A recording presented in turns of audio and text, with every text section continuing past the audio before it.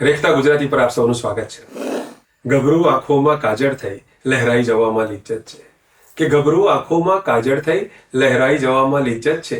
ચર્ચાનો વિષય એ હોય ભલે ચર્ચાઈ જવામાં લિજ્જત છે ને વેચાઈ જવા કરતાંય વધુ વહેંચાઈ જવામાં લિજ્જત છે કે વેચાઈ જવા કરતાંય વધુ વહેંચાઈ જવામાં લિજ્જત છે। હર ફૂલમહી ખુશ્બુ પેઠે ખોવાઈ જવામાં લિજ્જત છે ને બે વાત કરીને પારેમાં થઈ જાય છે આડા અવડા કે બે વાત કરીને પારેવા થઈ જાય છે આડા અવડા કઈ આમ પરસ્પર ગૂંથાઈ વિખરાઈ જવામાં લિજ્જત છે ને સારા નરસાનું ભાન નથી પણ એટલું જાણું છું ઘાયલ કે સારા નરસાનું ભાન નથી પણ એટલું જાણું છું ઘાયલ જે આવે ગળામાં ઉલટથી એ ગાઈ જવામાં લિજ્જત છે।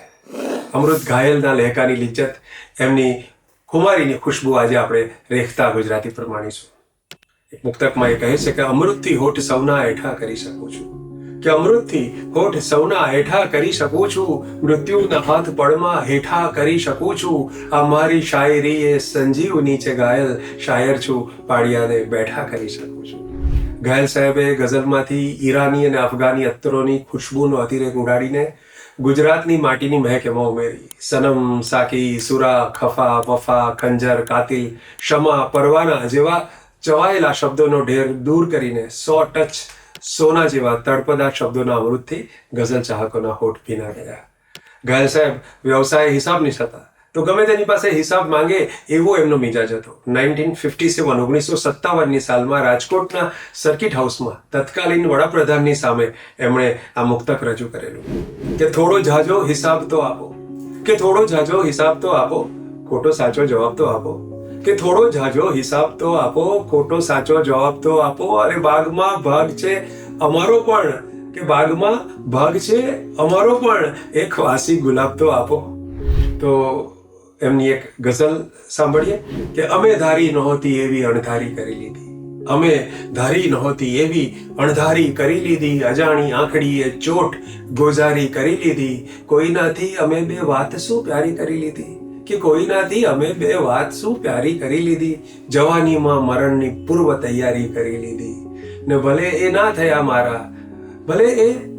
મારા ભલા આ સ્નેહ શું કમ છે ઘડીભર સાથ બેસી વાત બે પ્યારી કરી લીધી ને કસુંબલ આંખડીના આ કસબની વાત શી કરવી કે કસુંબલ આંખડીના આ કસબની વાત શી કરવી કલેજુ કોતરી નાજુક મીનાકારી કરી લીધી ને મજાની ચાંદનીમાં નોતરી બેઠા ઉદાસીને છેલ્લા શેરમાં કહે છે કે મજાની ચાંદનીમાં નોતરી બેઠા ઉદાસીને અમે હાથે કરીને રાત અંધારી કરી લીધી।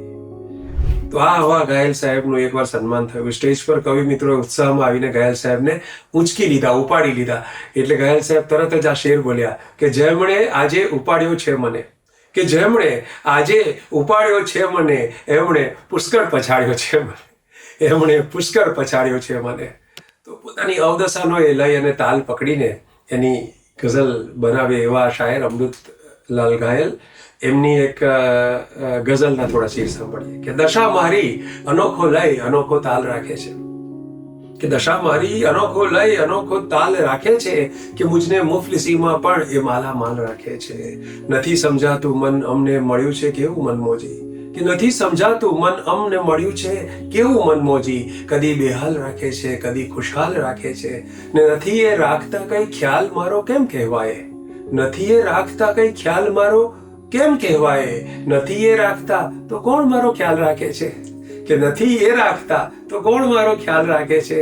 અને છેલ્લો શેર છે મક્તાનો કે જીવનનું પૂછતા હો તો જીવન છે કે ઝેર ઘાયલનું કે જીવનનું પૂછતા હો તો જીવન છે ઝેર ઘાયલનું છતાં હિંમત જુઓ કે નામ અમૃતલાલ રાખે છે છતાં હિંમત જુઓ કે નામ અમૃતલાલ રાખે છે। ગાલિબ જ્યારે કહે છે કે બના કર ફકીરો કા હમ બેસ ગાલિબ તમાશા એ અહલે કરમ દેખતે હૈ તો કબીર કહે છે કે કબીરા ખડા બાજાર મેં માંગે સબકી ખેર તો ઘાયલ પણ એ જદાથી કામની આખી ગઝલમાં નિરખવાની વાત કરે છે કે કઈ ખ્યારનો આમ જ મુક્ત બની આ મીના બજારે ઊભો છું કઈ ખ્યારનો આમ જ મુક્ત બની આ મીના બજારે ઊભો છું લાગી છે કતારો નજરોની કતારે ઊભો છું પ્રત્યેક ગતિ પ્રત્યેક સ્થિતિ નિર્ભર છે અહીં સંકેત ઉપર એના જ ઈશારે ચાલ્યો તું એના જ ઈશારે ઊભો છું ને આ તારી ગલીથી ઉઠી જવું સાચે જ નથી મુશ્કેલ છતાં આ તારી ગલીથી ઉઠી જવું સાચે જ નથી મુશ્કેલ છતાં તું સાંભળશે તો શું કહેશે, બસ એ જ વિચારે ઊભો છું.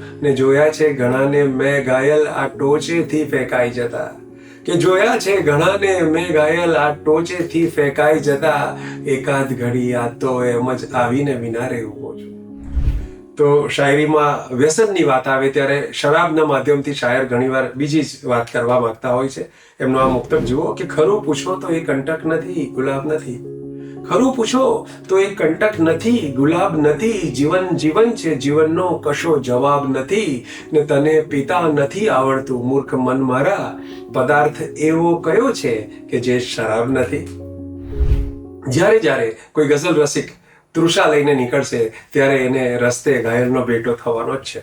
અને એમનો આ શેર કે લાગે છે એ જ લાગશે ક્યારેક ખપ મને, કે લાગે છે એ જ લાગશે ક્યારેક ખપ મને. પહોંચાડશે તળાવ સુધી ખુદ તલપ મને, પહોંચાડશે તળાવ સુધી ખુદ તલપ મને.